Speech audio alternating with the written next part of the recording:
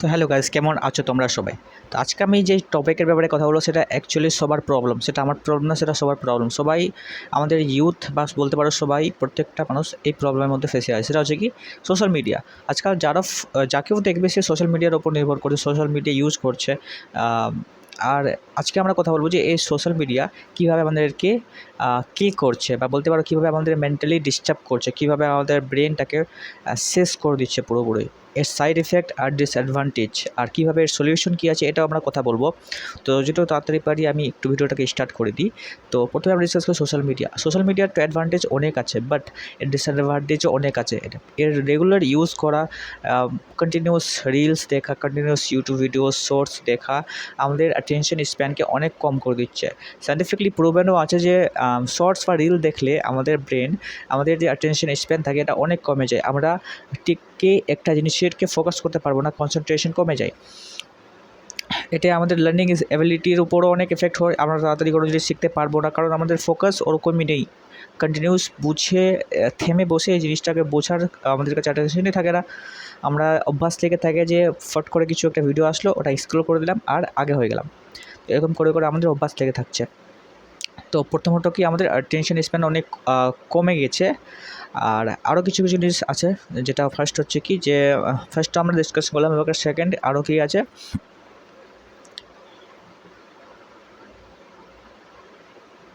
Distraction. Social media আমাদের অনেক বড় ডিস্ট্রাকশন করছে। আমরা নিজের গোল ফোকাস করতে পারছি না, বা আমাদের কোনো অ্যাকচুয়ালি নিজের গোলই নেই। আমরা অন্য কারো ইন্টারেস্টের সাথে কানেক্ট করছি। মানে আমরা সোশ্যাল মিডিয়াতে যাকে দেখছি আমাদের এরকমই মনে হচ্ছে যে আমি এটা করতে চাই, আমার এটা ইন্টারেস্ট। তো এটাই হচ্ছে আমাদের সাথে, যে আমাদের এক ব্যক্তিগত কোনো নিজের গোল বা টার্গেট কিছুই নেই। আমরা ডিস্ট্রাকশন হয়ে পড়ে যাচ্ছি। চট করে গিয়ে কিছু আসছে, আমাদের মাথায় চলে আসছে, আমরা ভাবছি, আমরা খুশি হয়ে যাচ্ছি, আমি ভাবছি যে ওটা আমরা করে নিব। তো আমাদের নিজের কোনো ইন্টারেস্ট নেই। আমরা সব ইন্টারেস্ট, আমরা ইনফ্লুয়েন্স হতে যাচ্ছি।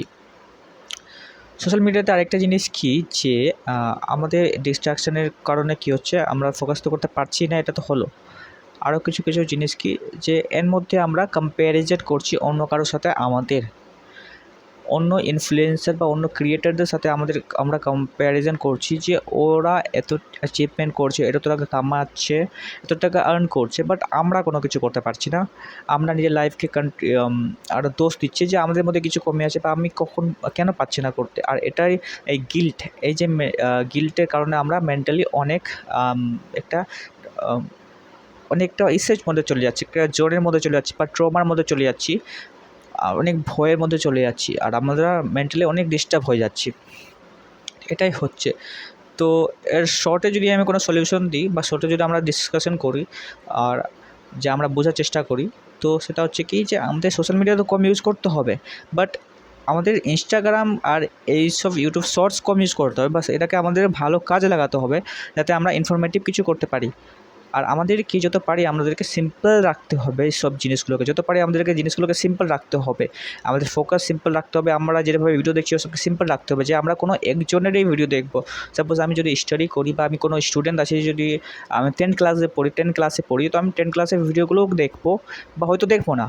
আমি নিজে টিউশন পড়ি, তো আমি টিউশনে ফোকাস করব, নাকি ইউটিউব থেকে দেখব।